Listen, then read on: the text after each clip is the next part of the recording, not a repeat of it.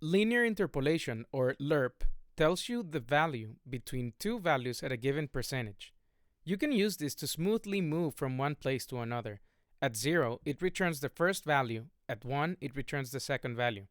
You can lerp a float, you can lerp a vector tree, you can lerp a line renderer by adding filler points to the line with least positions, then lerping between all their positions.